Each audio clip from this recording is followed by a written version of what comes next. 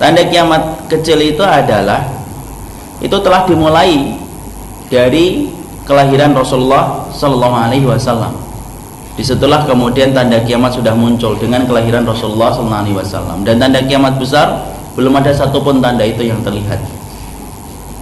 Yang kedua, perbedaan antara tanda kiamat kecil dan tanda kiamat besar. Tanda kiamat kecil, maka sesungguhnya jarak antara satu tanda dengan tanda yang lainnya terkadang begitu jauh. Antara satu tanda dengan tanda yang lainnya. Contoh, Rasulullah lahirnya merupakan tanda kiamat kecil. Dengan tanda kiamat kecil berikutnya adalah perempuan-perempuan berlenggak-lenggok berpakaian tetapi hakikatnya telanjang. Maka kemudian terjadi jarak yang sangat panjang kan? Kapan kita melihat perempuan berpakaian tetapi hakikatnya telanjang? Ya hari ini. Pada zaman Nabi tidak tergambar, para sahabat itu bingung. Mana ada perempuan berpakaian kok telanjang ya Rasulullah? Padahal kan sekarang gitu kan? Kalau kita sekarang mendengar hadis itu tidak asing. Di depannya rapat, belakangnya bolong semuanya, ya kelihatan semuanya. Waliyadzubillah. Maka itu termasuk tanda kiamat kecil. Antara satu tanda dengan tanda berikutnya itu adalah tanda itu adalah panjang-panjang dan jaraknya jauh-jauh. Beda dengan tanda kiamat besar. Tanda kiamat besar itu adalah sebagaimana kalau mutiara. Tadi antum salah. Itu tanda kiamat besar. Itu sebagaimana kalau mutiara yang apabila telah terputus maka mutiaranya itu jatuh secara berurutan. Artinya kalau tanda kiamat itu sudah muncul satu maka bertubi-tubi datang secara dekat dan beruntun. Jadi kemudian nanti beruntun antara satu tanda dengan tanda-tanda berikutnya itu beruntun terus. Ya. Maka kemudian yang perbedaan lagi adalah tanda kiamat besar, tanda kiamat kecil tidak semuanya konotasinya adalah negatif. Sama pula ini dengan tanda kiamat besar. Tapi tanda kiamat besar itu didominasi oleh hal-hal yang buruk. Tidak semua tanda kiamat kecil itu konotasinya buruk. Ada sebagian dari tanda-tanda kiamat kecil yang tidak punya konotasi yang buruk. Karena apa? Tidak semua tanda-tanda kiamat itu punya konotasi negatif. Contoh lahirnya Nabi, itu kan bukan konotasi negatif. Sebagaimana nanti kemudian munculnya tanda kiamat itu apa? Akan datang kemakmuran dan ketentraman sampai-sampai orang yang berinfak ataupun bersedekah tidak mendapatkan siapa yang menerima sedekah dia atau zakatnya dia. Nah ini para ulama nanti berbeda, nanti saya jelaskan tengah hadis ini. Maka kemudian tanda kiamat kecil yang kemudian tidak berkonotasi negatif yaitu intisyarul kitabah, munculnya banyak tulisan, banyak buku. Dan ini bukan konotasi negatif, ini adalah konotasi positif.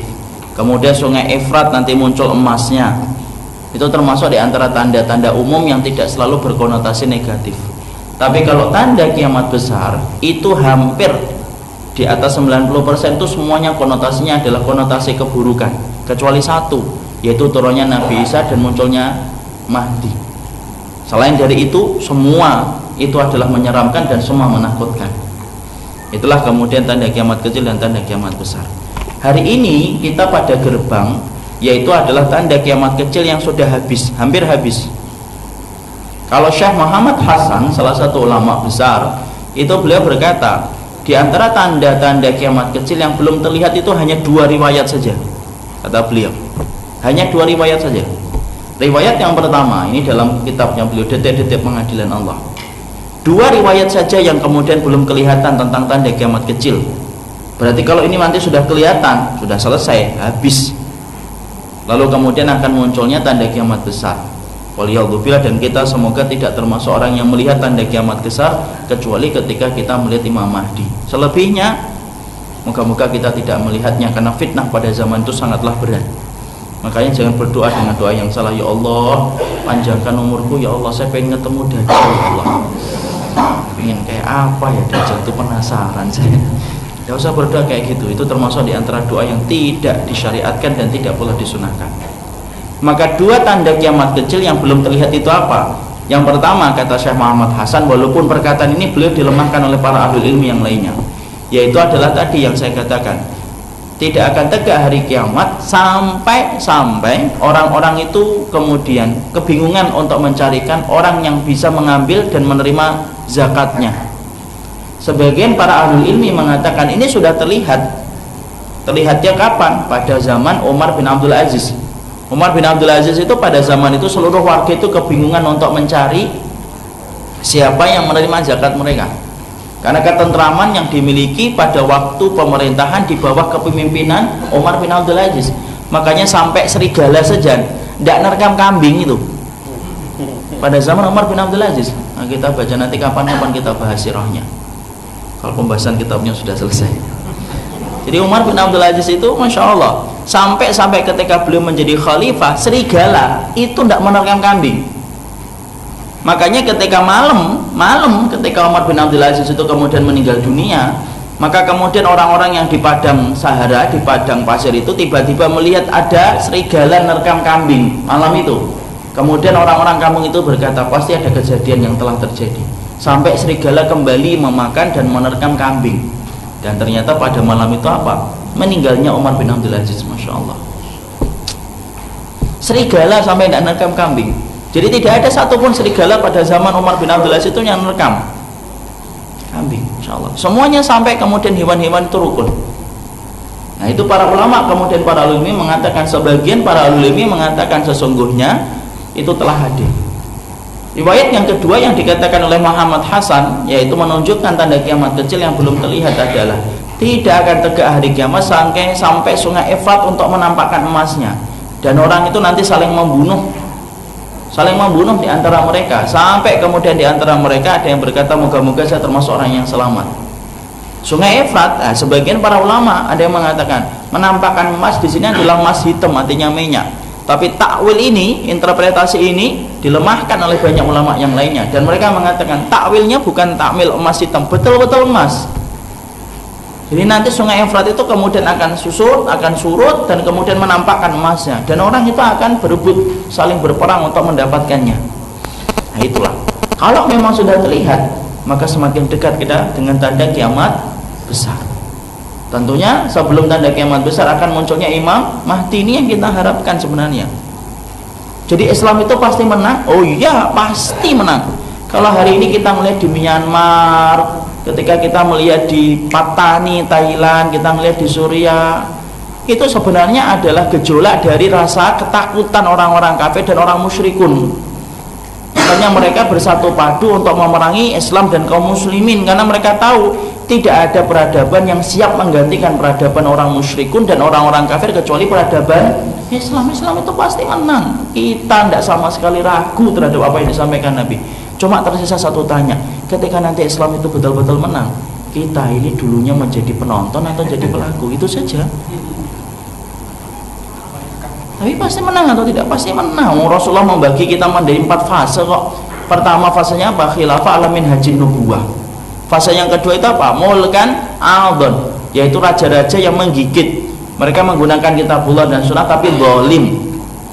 Fase yang ketiga yaitu mulkan jabbar, yaitu adalah raja-raja yang sifatnya diktator, sudah meninggalkan kitabullah dan sunnah, zalim lagi. Dan kemudian nanti yang ditutup yang keempat apa? Khilafah ala minhajin nubuwah, dipimpin kembali oleh Imam Mahdi. Berapa tahun? 70 tahun hidup dalam ketentraman. Kembali tegak kitabullah, iya. Kembali tegak syariatnya, iya. Kembali tegak sunnahnya, iya. Semuanya hidup dalam kenikmatan pada saat itu. Insya Allah, semoga kita termasuk di dalamnya. Dan meninggal pada saat itu, ya.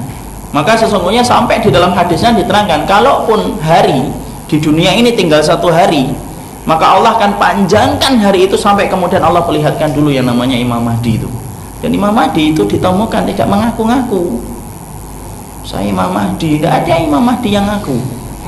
Imam Mahdi kalau kita perhatikan dalam riwayat ditemukan ketika dalam peristiwa ketika mereka tawaf, kemudian menemukan seseorang yang namanya dengan nama Nabi, nasabnya bersambung kepada Rasulullah, dan akhirnya apa? Menjadi dan dibaiat menjadi pemimpin. Imam Mahdi itu dibaiat menjadi pemimpin. Makanya sampai Rasulullah SAW mengatakan, kalau sudah muncul maka berbaiatlah walaupun kamu berada di atas tumpukan salju, datanglah walaupun kamu merangkak untuk berbaiat kepada Imam Mahdi. Ya, inilah yang menjadi salah satu di antara peristiwa-peristiwa besar di akhir zaman. Maka di antaranya itu apa? Yaitu keluarnya Ya'juj dan Ma'juj. Keluarnya Ya'juj dan Ma'juj. Kenapa disebut dengan Ya'juj dan Ma'juj? Dan bagaimana sifat mereka? Apakah tepat kita menginterpretasi bahwasanya Ya'juj dan Ma'juj itu artinya adalah orang Cina? Karena kemudian apa diterangkan? Sipit. Maka sesungguhnya orang yang mengatakan Ya'juj dan Ma'juj itu adalah Chinese dengan mata sipitnya salah, karena Ya'juj dan Ma'juj tidak hidup bersama kita. Dinamakan Ya'juj dan Ma'juj itu apa? Dinamakan Ya'juj dan Ma'juj itu karena bertumpuk-tumpuk. Ya'juj wa Ma'juj itu sesuatu yang bertumpuk-tumpuk. Jadi jumlah mereka lebih banyak daripada jumlah manusia. Nah, kita bayangkan hari ini kita berapa penduduk bumi ini? 7 miliar. Dan mereka lebih banyak daripada jumlah kita. Mereka bertumpuk-tumpuk saking banyaknya. Tidak ada kesukaan bagi mereka kecuali apa? Kesukaan bagi mereka kecuali mengalirkan darah.